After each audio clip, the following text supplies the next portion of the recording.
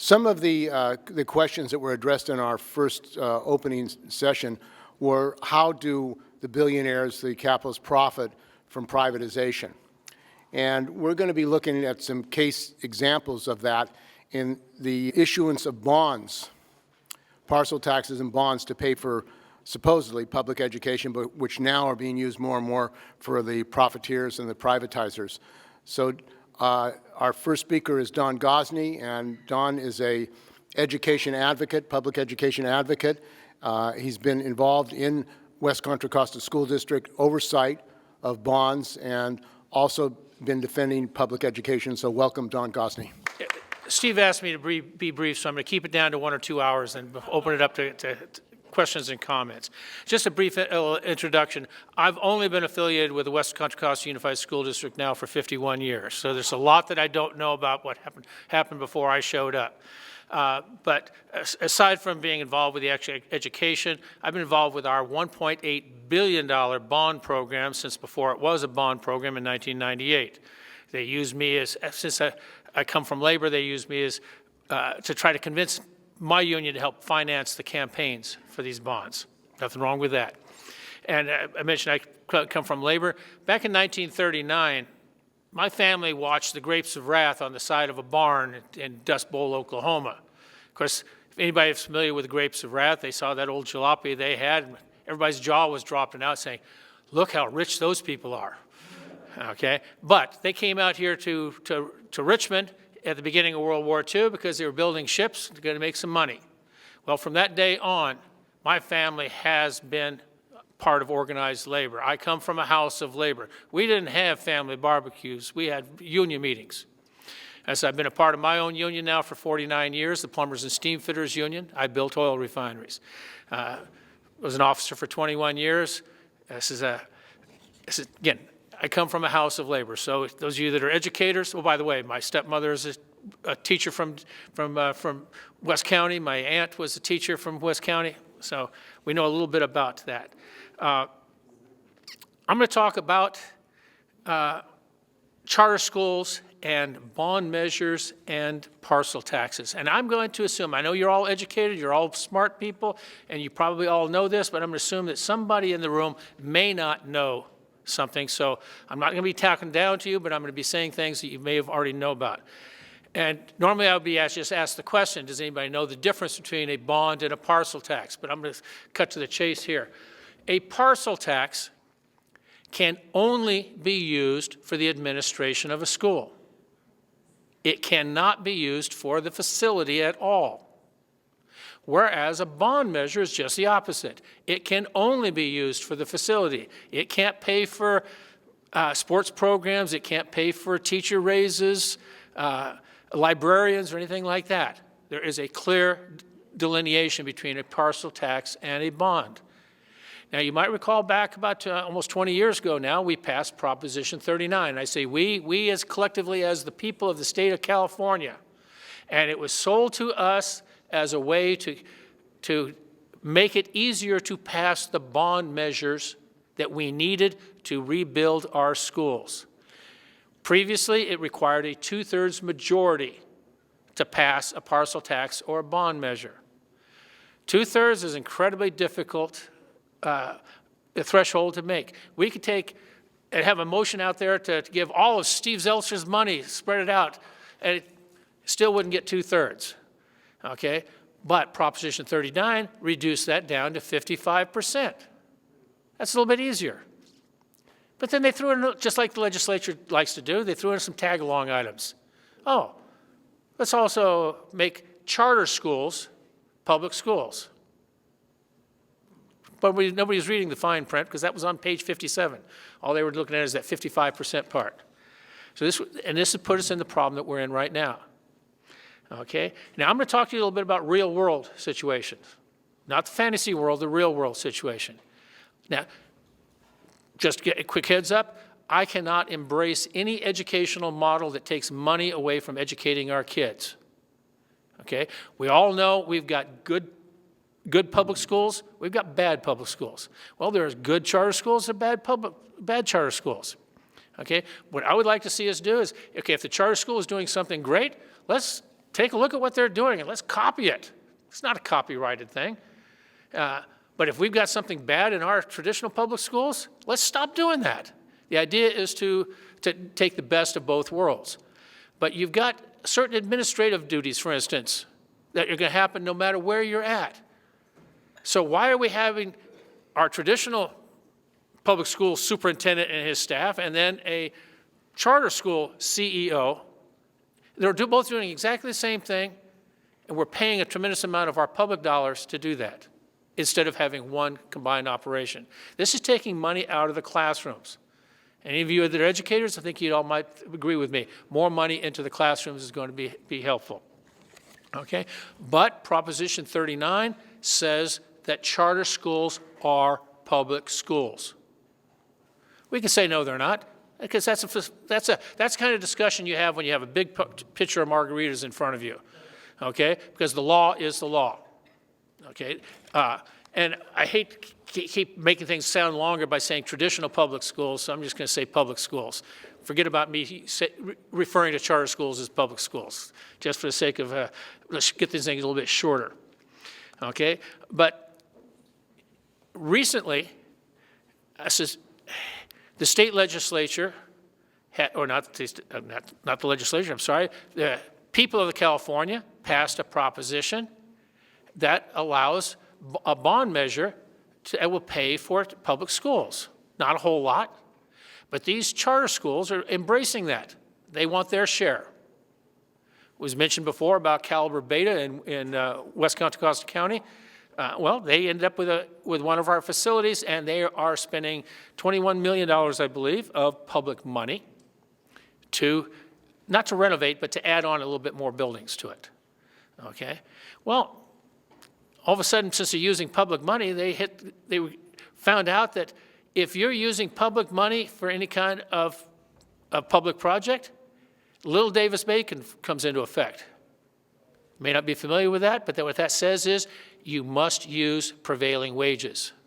And in this area, prevailing wages are unions. So now they weren't able to follow the Steve Chamberlain philosophy of building schools, where you bring in your immigrant workers from Nevada and Arizona and paying them substandard wages. Now they've got to pay union wages. Well, if you're going to pay union wages, might as well use union people. People have actually been trained to do the work. So that's a plus thing for me, being a building trades kind of person. But it means that all of a sudden, that $21 million doesn't go nearly as far as you might have mentioned. We heard earlier about making Waves Academy. They've got a huge new facility that they're putting in over by Hilltop Mall in Richmond.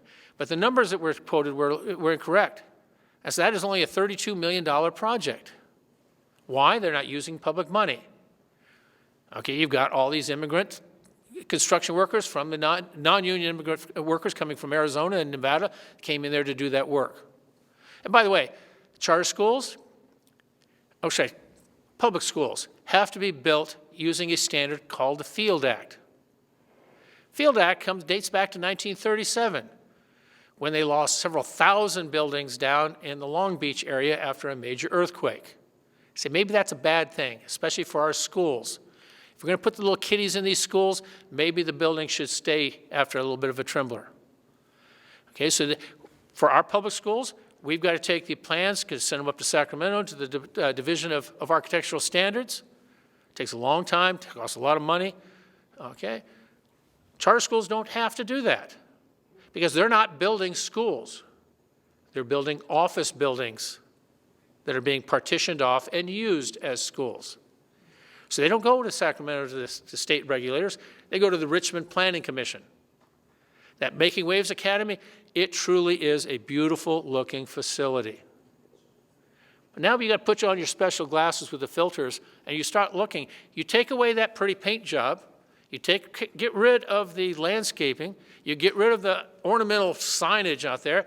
They're just basic boxes. Now, if you just want to educate your kids, that is fine. In our school district, like I said, we got a $1.8 billion project. The Pinole Valley High School, which has a soft opening on August 12th. You're all invited, apparently. We actually used an architect. He made a beautiful edifice. it is something for the community to be proud of. Because in 5 years, they're not going to turn it into an office building. It will always be a school. It is something for the community to be proud of for the next 75 years. Okay? Charter schools is not the same thing. So why did it cost our taxpayers $217 million for Pinole Valley High School and only $32 million for Making Ways? That's even a bigger facility. Because of the standards that they're using. Okay. This is one of the problems that, problems that we have when you're using, when the charter schools are doing their building. Proposition 39 requires that school districts provide charter schools with a comparable facility. That's the key phrase, comparable. Well, by rights, they could take a look at brand new Pinole Valley High School and say, we want one just like that. On the other hand, we're going to take them over to Richmond High School and say, no, you get one like that. You know, not quite the same standard. We got schools that are falling apart. We got brand new schools. There has to be some sort of compromise. Where Caliber Beta is moving in, you know, that it was a closed school that administrative staff was using, but rather than the district providing them with a school or co-locating, as we heard about before, they made a deal to lease that property to them. They didn't sell it to them. They leased it to them for $1, you know, for quite a few decades. And Caliber Beta will be paying for the renovations. Same thing when they try to have the old Adams Middle School, as was mentioned, $40,000. Okay? Instead of us giving them a new school, we were going to sell them that property for $40,000, and they were going to spend $20 million to build a new facility themselves. That's kind of the deal that we made. It's not a good proposition at all, but it is what we have to live with, because what no superintendent wants is a repeat of what happened in Oakland, where the charter schools, you had some charter schools where some of the classes were at one campus, some of them were at another campus, and all of a sudden the judge says, that's a bad thing. And says, tomorrow you will close this school, move all of your regular students to another school, and turn it over to a charter school. He did just like that. You give these people a black robe and they think they're in charge. I don't understand this. Okay, nobody wants that to happen here, because who knows what kind of judge you're going to get. Maybe you got one that loves charter schools. You know, and all of a sudden, Pinole Valley High School students are going to school over at Richmond High instead of the brand new campus, because they turned it over to a charter school. All right? But there has to be a partnership between the community and the school district and these charter schools, because they're not going away. You cannot change the law. The legislature can't change the law on this. It requires the voters to change the law. It costs in the neighborhood of $4 to $5 million just to gather the signatures to put a proposition on the ballot. There really isn't the kind of interest and money involved with trying to change that law. I'd love to see it changed. Yeah, shut them all down tomorrow. I have no problem with that at all. But since they're not going away, we've got to find a way to partner with them and work together with them to make things work. But there has to be some accountability on this. And some of the legislation that has recently been passed, they have to follow the Brown Act, more so than before. You know, the big problem with the Brown Act is you need an attorney general, you need a district attorney that is going to come into their house and say, I want to see the books. I want you to show me where everything is transparent.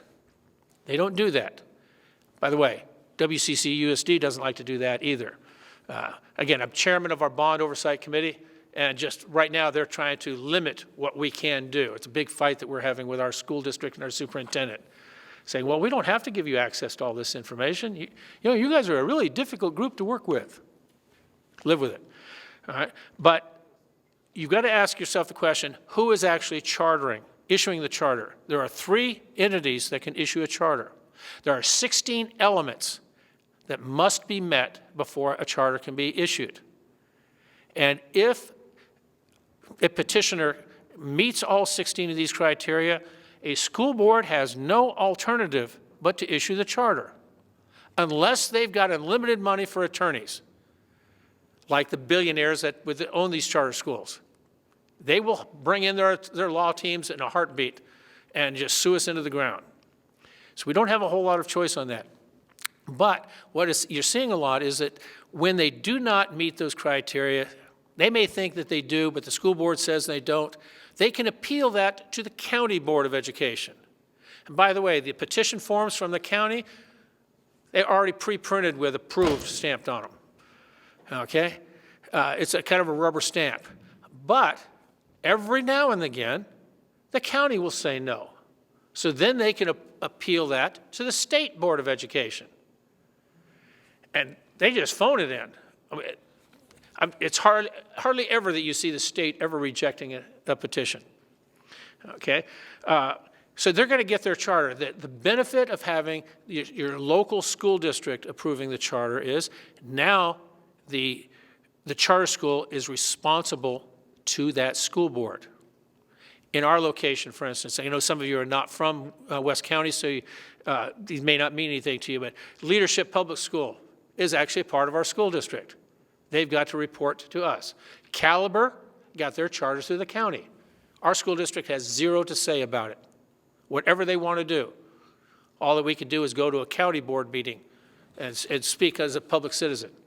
So you want that kind of partnership and accountability, but we, as community members, we need to hold these charter schools responsible for what they are doing.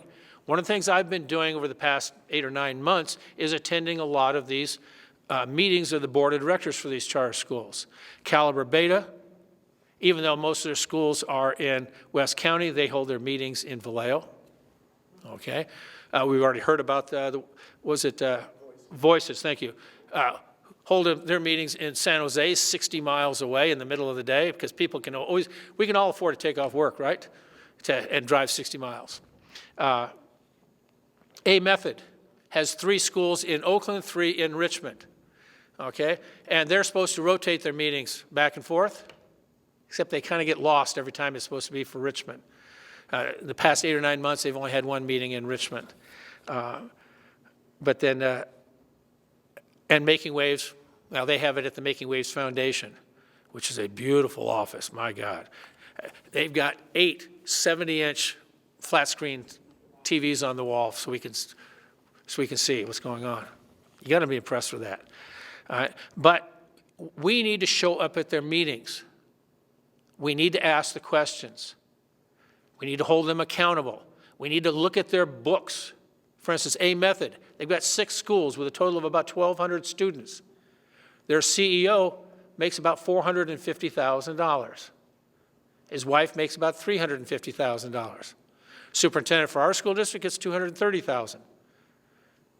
For 28,000 students that he's in charge of. Where's the parity on that? Because that money is not coming from a foundation, it's coming from the tax dollars. We need to hold their feet to the fire on things like this. On teacher pay, teacher conditions, hold their feet to the fire. Kind of hard when, as I mentioned before, Making Waves is out there offering raises that the teachers aren't even asking for.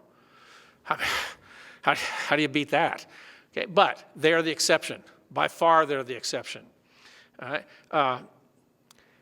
It's kind of funny, at these board of directors meetings, I keep fighting with them all the time because, keep in mind, I got a video camera. I post these things on YouTube, and I have to remind their board of directors, this is a public meeting. It means you've got to speak to the public. They have no idea what one of these things is, a microphone. I'm serious. I'll have a little story about that in a second. But they will talk to each other in a conversational mode. This is a secret between you and me.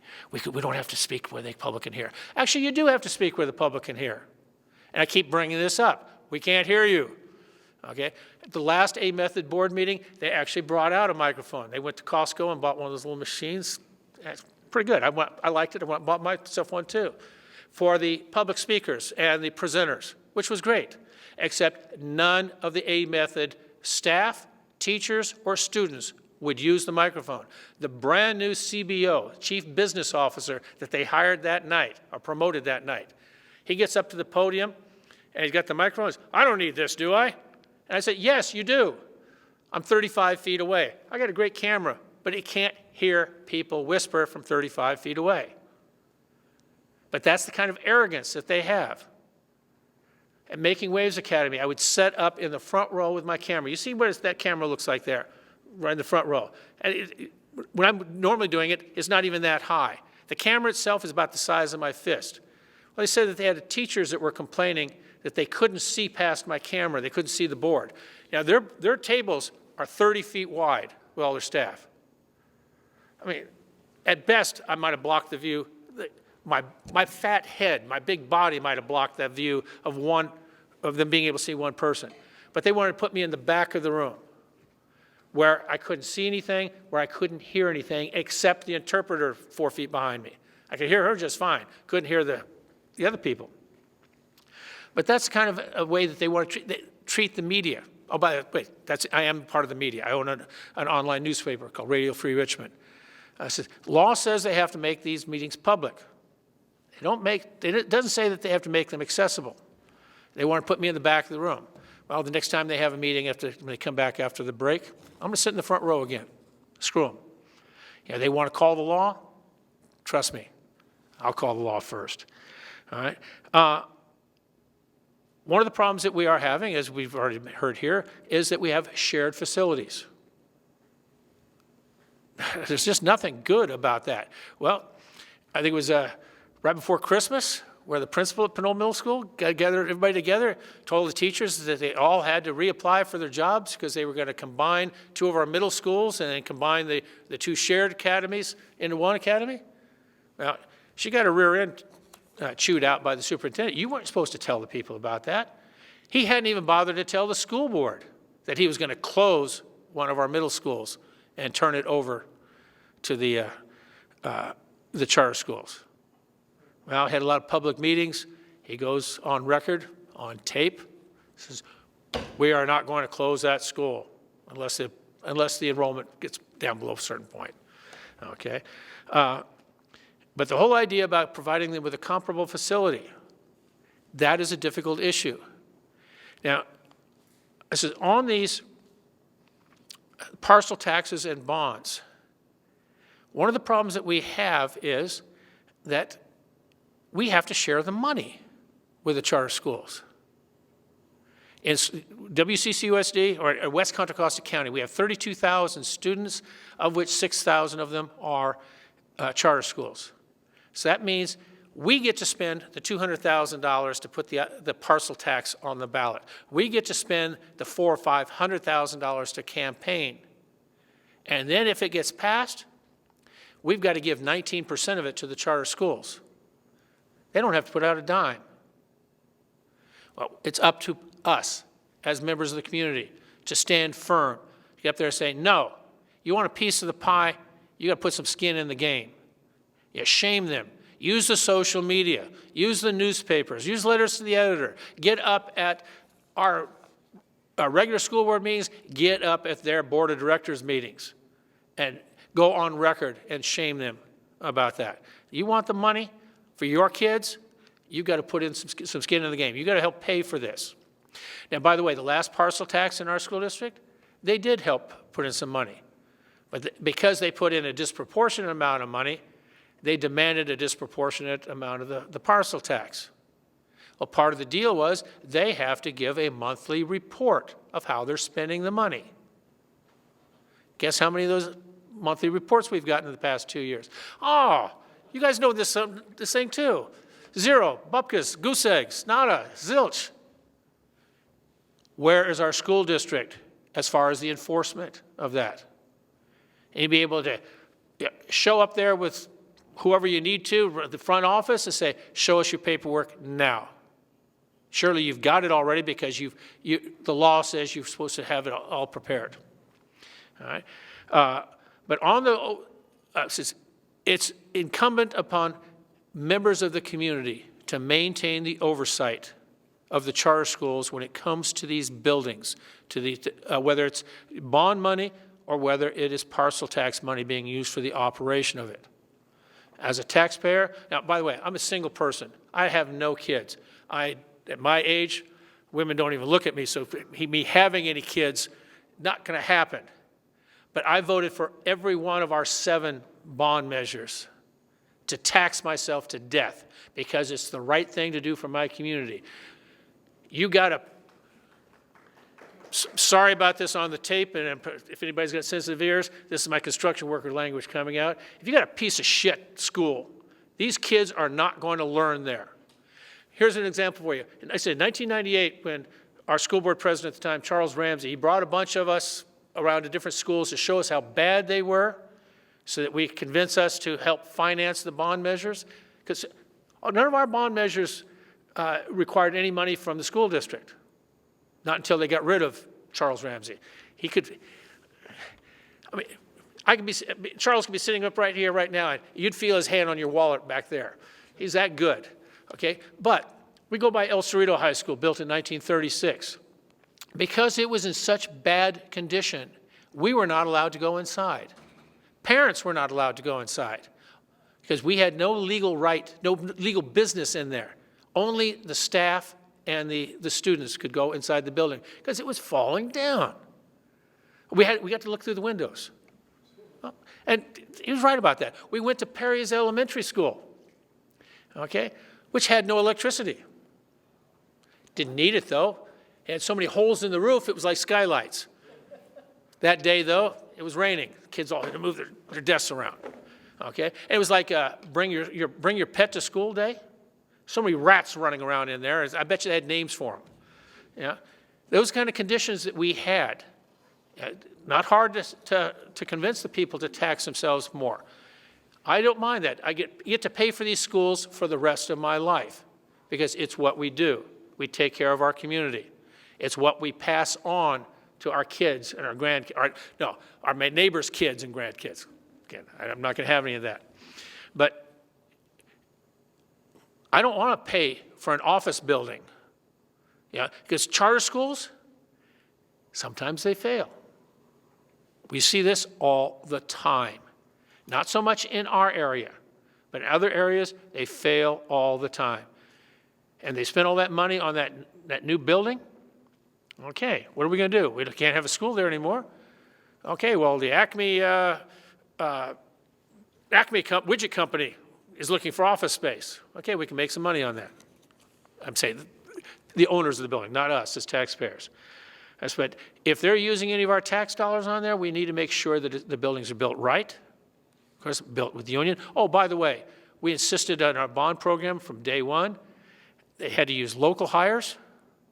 By local, we're talking starting at West Contra Costa County and then going out. And we do not consider Nevada and Arizona as being local. And they had to use project labor agreements, which meant all union. Okay, that did not happen with the charter schools. They, having a tough time embracing either one of those things. Oh, I'll cry tomorrow. All right. Another issue is the Brown Act. If you're not familiar with the Brown Act has actually been around since 1950-something, I can't recall. It's a sunshine law. Essentially, it says you're using public money, you've got to make your records public. The meetings have to be accessible to the public. All your financial papers have to be accessible to the public. You have to post an agenda at a minimum of 72 hours in advance, okay, so that the public can review everything on there. Now, even though technically the charter schools had to follow the Brown Act, up until recent legislation, it wasn't a very strong effort. But they're having a tough time embracing the Brown Act. They're having a tough time reading basic words on the paper. The sky is blue.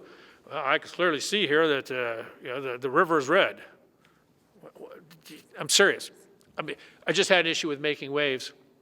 They included in their agenda packet, they're saying that because of a recent Senate bill, 1034, I think it was, don't quote me on the number, that they cannot list the names of public speakers in their minutes unless they specifically ask for it in writing.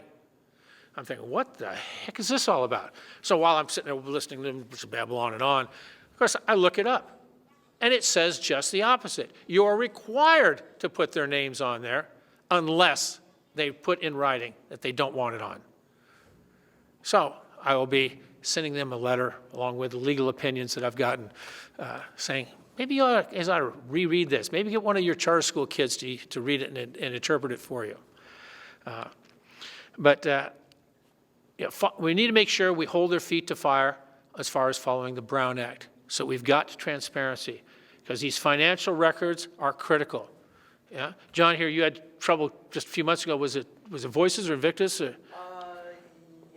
Well, so eventually I've got now public records request. I had to actually fill out the public records request form, and I've got budgets for Voices, Invictus, and a couple of others. I don't have them with me, but remember the Caliber meeting just before school started? Yeah. And Marcus Malarkey told me, John, you won't have to fill out a public records request, just email me.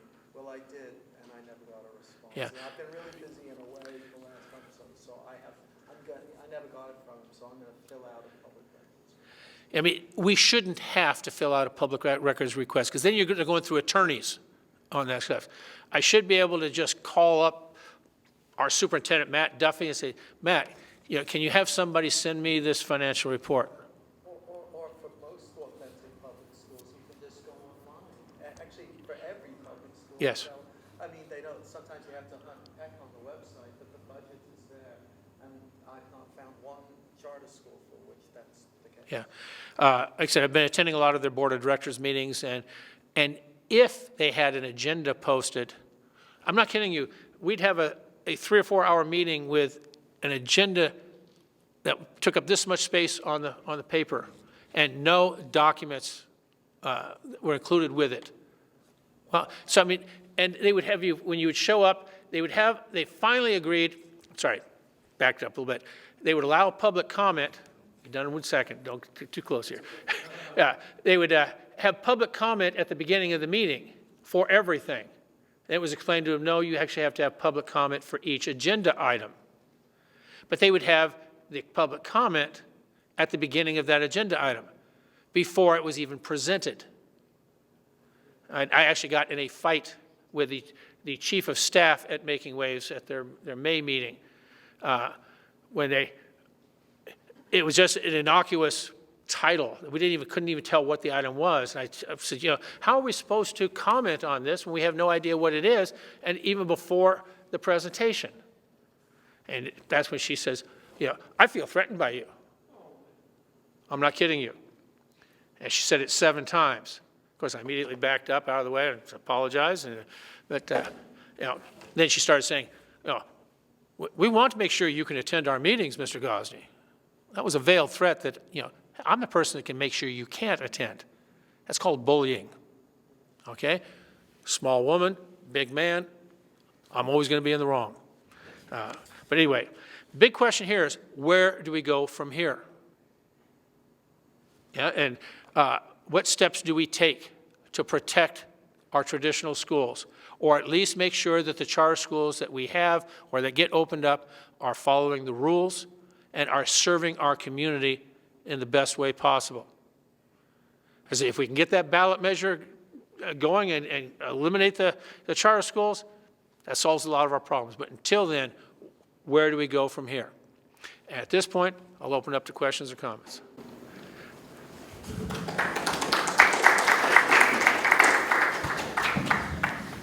Yes. So I appreciate the work you do, Don, in posting all these things online and having all this resource available and going to all these charter school quote-unquote board meetings. John and I took a field trip one day to go to that Voices board meeting in San Jose. And like you mentioned, it was 60 miles. It took us, like an hour and a half to get there, right? What parent who's in San Pablo or Pinole, maybe immigrant family who limited English, how are they going to possibly be able to access that meeting? And when we went there, we were the only people there that were not Voices staff. We were the only people there that weren't employees of Voices. There was one county compliance person there, but other than that, everybody was wearing that Voices lanyard, that badge. And so these board meetings they have are more or less a sham. I'm sorry, I'm glad you mentioned that. They're not public board meetings, they're staff meetings. Making Waves is like that too. 30, 40, 50 of their staff people. From the audience, a department head will get up and give their report about their department. We see that at A Method as well. They're just shocked that members of the public actually show up. Yeah. You know, one of the things about the Brown Act is the Brown Act previously to this new amended Brown Act required this transparency. It wasn't enforced. The Attorney General, Kamala Harris, and the President, California Attorney General, Xavier Becerra, are not enforcing the Brown Act. They could have a special task force of the Attorney General's office to go to these school districts and say you have to have your information on a site, or else your license is going to be revoked. So I think as far as a political campaign, and I agree with Don, we have to have a charter amendment to stop all public funding to charters, but we can also demand that they enforce the Brown Act and they revoke the charters of these schools, the charter schools that don't follow the law, and they're not following the law. The other thing is corruption. As we discussed earlier, these charter schools are filled with corruption. That's what the nature of deregulation is. You deregulate, and then crooks get in to steal your money. That's what deregulation is about. But there's no task force in the state attorney general's office or in the district attorney to go after these corrupt charter operators. They should be in prison. I mean, corruption is an issue for the public, for the students, and these funds are being misused. It should be going into the classes. But also, the public does not want to see their money stolen. They're angry about parcel taxes. The other thing is, Defend Public Education now has taken a position that we're opposed to parcel taxes as a way of funding schools. We want to tax the billionaires. There are over 100 billionaires in California. They need to be taxed. There should be a capital tax. There could be a depletion oil tax to fund public education. The working class is being saddled with taxes and homeowners for something that the billionaires should pay for. It's the same with transportation. They want a penny tax now in Northern California to pay for more transportation for these companies in Silicon Valley and San Francisco. But the political problem is the unions. Our unions are not going after the billionaires. They're not saying to people, you're getting ripped off by these people. These people should be paying. They should pay for public education. I mean, the fact that California is 41st in public funding for education, when we have a Democratic governor and we have an absolute majority in our legislature, what does that tell you? What does that tell you? We don't need reform. I mean, as far as initiative, they can pass bills to tax the billionaires. They don't want to do that. And that's really an issue that has to be raised by the labor movement and the unions. There's a lot of money, and it's not being taxed for public services and public education. And I think that Don has done some good work in exposing the corruption of the schools, but I think we have to start going after the district attorneys and the attorney general and demanding you enforce the law. That's what we pay you to do. You're supposed to enforce the law. If the laws are not enforced, they get away with this stuff. That's all it is.